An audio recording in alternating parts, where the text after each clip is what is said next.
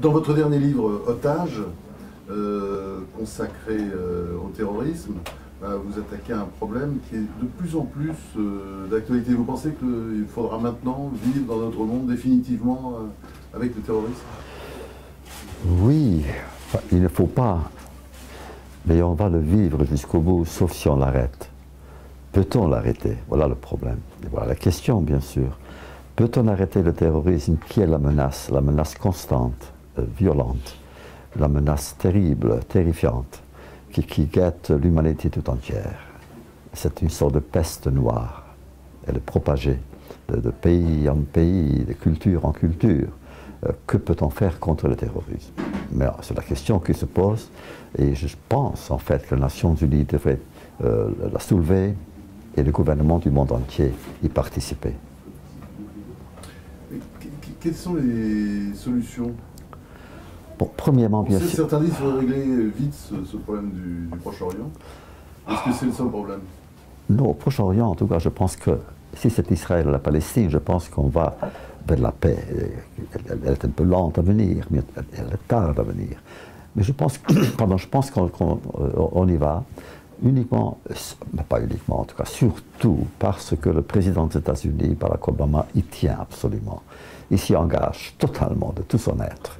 Et bon, la puissance américaine est quand même, elle est là, elle est visible, elle est sensible.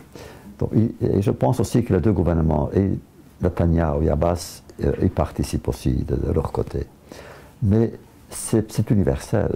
C'est pas seulement Israël qui est visé, c'est pas seulement les Juifs qui sont visés, c'est le monde entier. Il y a des actes terroristes, pas seulement contre Israël. Ça a commencé avec Israël. Partout, il y a un gouvernement légitime. Et s'il y a un mouvement terroriste, le mouvement terroriste, en fait, vise ce gouvernement pour le déstabiliser. Donc, que peut-on faire? Bien sûr, il y a la police. Il y a maintenant, n'est-ce pas, une sorte de conscience de la sécurité, ou de manque de sécurité, du besoin de sécurité dans le monde entier. C'est l'industrie qui s'est développée la plus rapide du monde entier. Tout d'un coup, il y a des milliards et des milliards de dollars qui sont investis dans cette entreprise, dans ces entreprises, partout dans le monde. En plus, quelques terroristes, ils étaient très peu nombreux au début, ont conditionné notre société, notre génération, la vôtre et la mienne, à accepter des choses qu'autrement étaient inadmissibles. De nous fouiller, n'est-ce pas, de venir à l'aéroport 3 heures plus tôt, et quand même. Et on accepte parce que tout le monde a peur des terroristes. Mais c'est exactement ce que les terroristes veulent, faire peur. Vous voyez souvent le président américain, vous avez déjeuné avec lui encore tout récemment. Vous pensez que Barack Obama peut être l'homme de la situation pour la paix? Vous dites souvent, non, pas si souvent que ça, en tout cas, je l'ai vu. Mais c'est quelqu'un de bien, un homme très sincère. Et je pense que pour lui, c'est une sorte de conviction intérieure. Il veut être celui qui amène la paix. Écoutez, chaque fois, depuis 1948, tous les présidents des États-Unis ont essayé de faire la paix entre, à l'époque on disait les Arabes, pas les Palestiniens, entre Israël et les Arabes. Ils ont tous échoué. Et pour lui maintenant c'est une ambition. Il veut être celui qui enfin fait la paix entre ces deux groupes. Et moi je suis pour, donc il y aura une solution sur 2 États, indépendants, côte à côte, vivant en paix. C'est le rêve. Mais parfois certains rêves se réalisent, heureusement. Et vous pensez que du côté israélien, Benjamin Netanyahou est vraiment l'homme de la situation pour la paix? Bien sûr, c'est l'homme de droite, mais il faut, vous savez, comme vous le savez très bien, il faut parfois un homme de droite pour faire la politique de la gauche.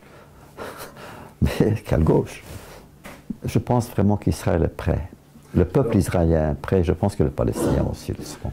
Et si les Palestiniens le sont, est-ce que vous pensez que, disons, les mouvements qui traversent la Palestine, comme par exemple Hamas, vous pensez qu'ils sont prêts aussi?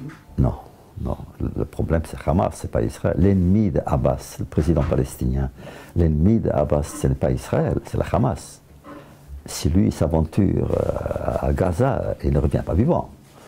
C'est Hamas l'ennemi de Abbas.